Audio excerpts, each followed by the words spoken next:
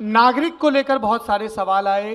कई लोगों ने मौजूदा पॉलिटिकल सिस्टम के अलग अलग पहलुओं से नाखुशी जताई और पूछा कि ये जो भ्रष्टाचार है, भाई भतीजावाद है, धन बल, बाहुबल, करप्शन, हम एक वोटर के तौर पर, एक नागरिक के तौर पर बहुत बेबस महसूस करते हैं। हम क्या करें? देखिए, अगर आप अपने राजनीतिक परिदृश्य से बहुत बेबस महसूस करते हैं तो दो तरीके हैं। क्योंकि मैं जैसे ही आपसे कहूंगा कि राजनीति बहुत ज़रूरी काम है जो हम सबको करना चाहिए, तो आप मुझसे कहेंगे तो आप क्यों नहीं जा रहे। तो मैं स्पष्ट कर दूं कि अपने स्वधर्म को पहचान लीजिए, अपने मूल स्वभाव को पहचान लीजिए।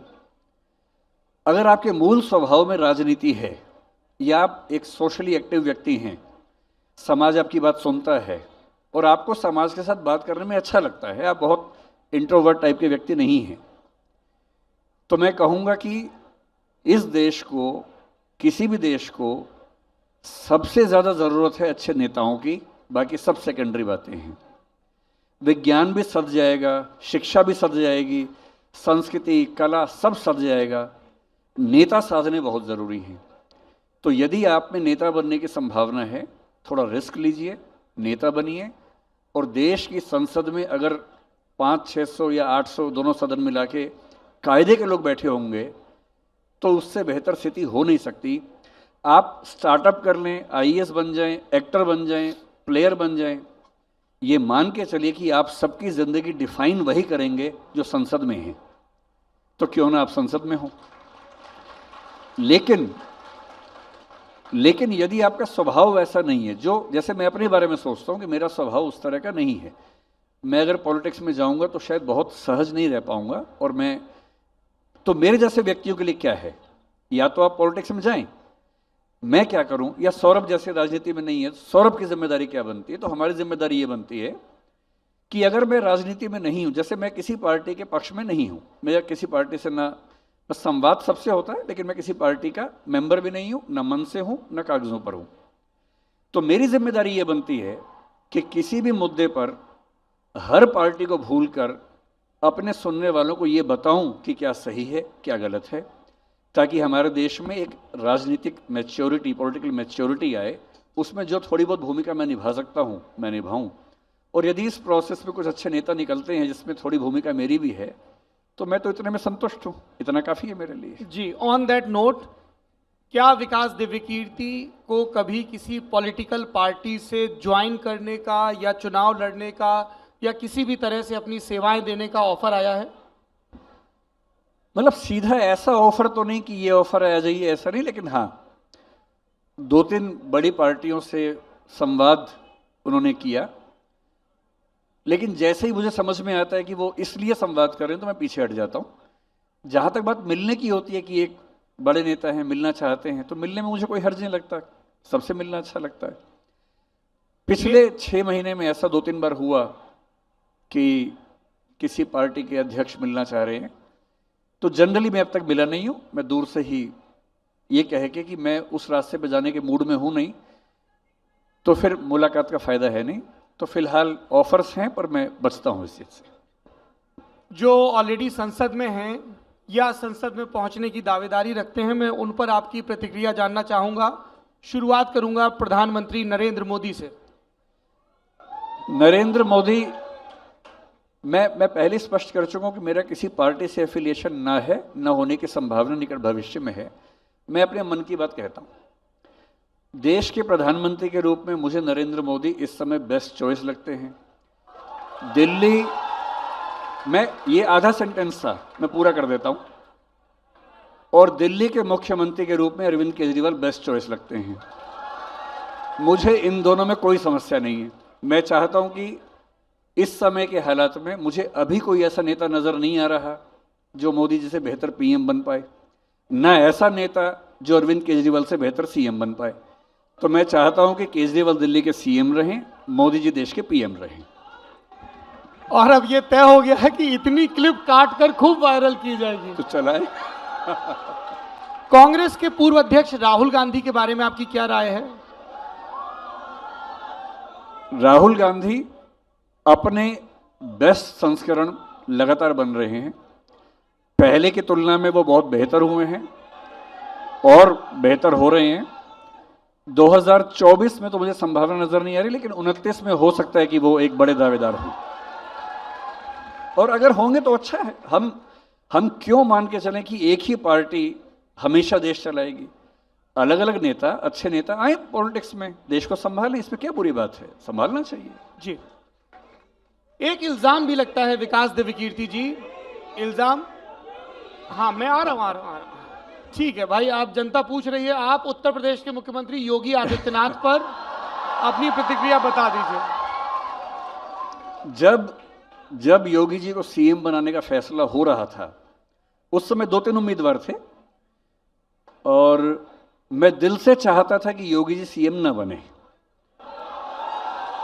हाँ, मैं बहुत खुल के अपनी बात कहना पसंद करूंगा। मैं दिल से चाहता था कि योगी जी सीएम ना बने, क्योंकि मेरे मन में उनकी छवि थी कि वो एक मठ वाले आदमी हैं और धर्म का आदमी सीधा राजनीति चलाएगा तो उतना अच्छा नहीं होगा। लेकिन पिछले 5-7 साल के कार्यकाल में एक आध मुद्दे पर मुझे कभी कभी लगता है कि कानून का शासन कितना बचता है, कितना नहीं बचता है। लेकिन परफॉर्मेंस पे देखूं तो मैं कहूंगा कि वो एक शानदार मुख्यमंत्री हैं, ये कहने में मुझे कोई आपत्ति नहीं है।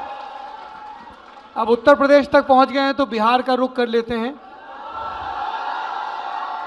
बिहार के दो बड़े और चर्चित नेता, मैं उन दोनों पर आपकी प्रतिक्रिया जानना चाहूंगा। पहले लालू प्रसाद यादव।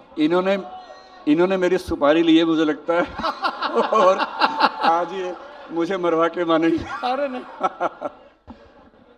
मेरा पिछले कुछ साल में नीतीश कुमार वहां मुख्यमंत्री हैं और मैं जनरली ये मानता रहा हूं कि वो काफी अच्छे मुख्यमंत्री हैं।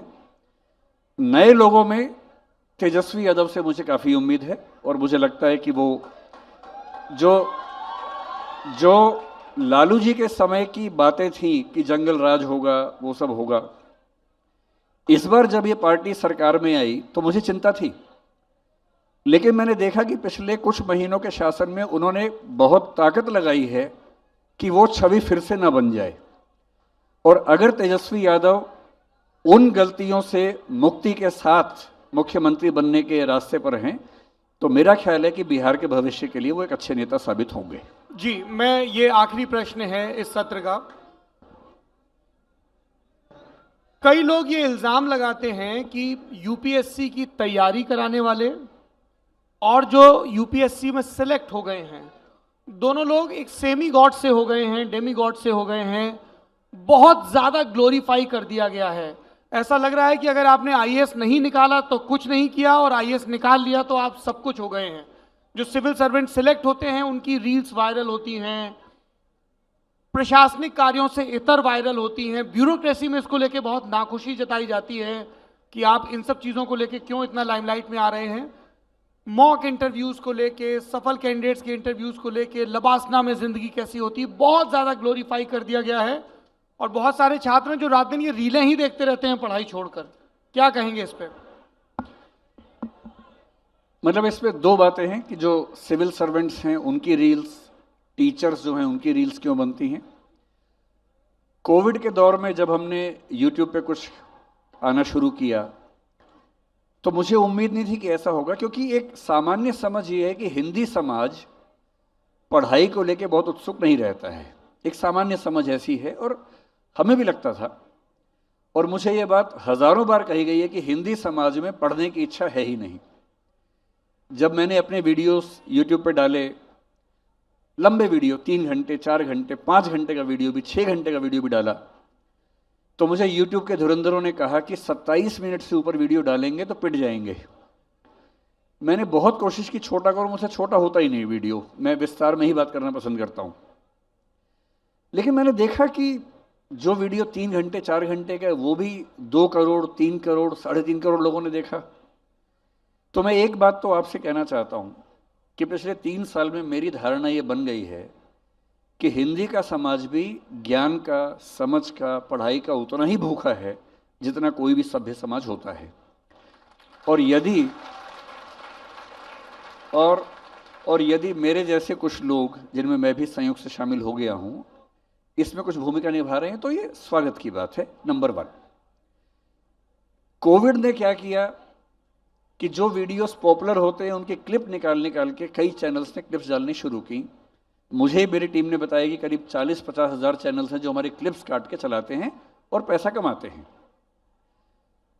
हमने शुरू में एक्शन लिया 1-2 बार, फिर जब उन्होंने निवेदन किया कि सर आपको इसमें क्या दिक्कत है, हम पैसा कमा रहे हैं, तो हमें भी लगा कि हमें क्या दिक्कत है, और यदि कुछ लोग कमा रहे हैं, अगर इससे रोजगार बढ़ रहा है तो हमें क्या परेशानी है।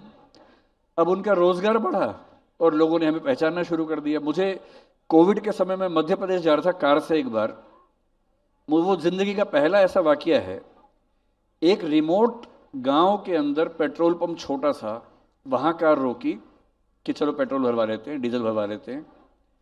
वहां में उतरा, वॉशरूम गया, और वॉशरूम में साथ में खड़ा हुआ व्यक्ति कह रहा है आप विकास सर हैं? तो फिर हम कहते राइट टू प्राइवेसी।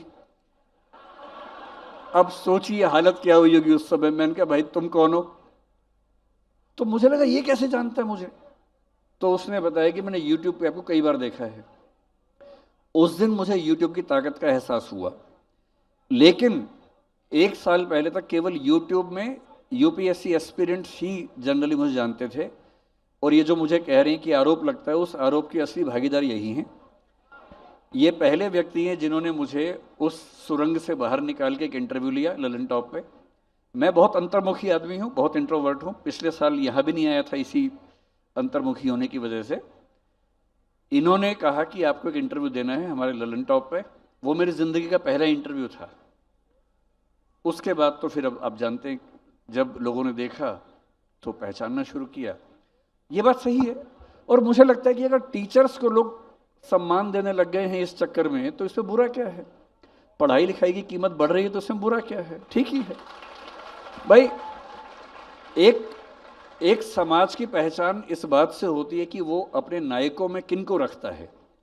हम क्यों मान के चले कि तेज बॉल को जोर से बैट मारने वाला ही नायक है, एक बॉल को लात मार के गोल करने वाला ही नायक है, और एक रोल को एक्टिंग करके जी लेने वाला ही नायक है समाज का। समाज के नायक सैनिक क्यों नहीं है? समाज के नायक अध्यापक क्यों नहीं है? समाज के नायक वो क्यों नहीं है जो हम सबके घरों की सफाई करने के लिए सीवर के अंदर उतरते हैं? तो हमें किसी भी देश का स्तर इस बात से तय होता है कि वो समाज किसको नायक मानता है। मैं टीचरों में इसलिए नहीं कह रहा हूं, किसी भी समाज में अगर टीचर का सम्मान बढ़ता है तो समाज के लिए फायदे की बात है, इसमें बुरी बात क्या है? अच्छा है।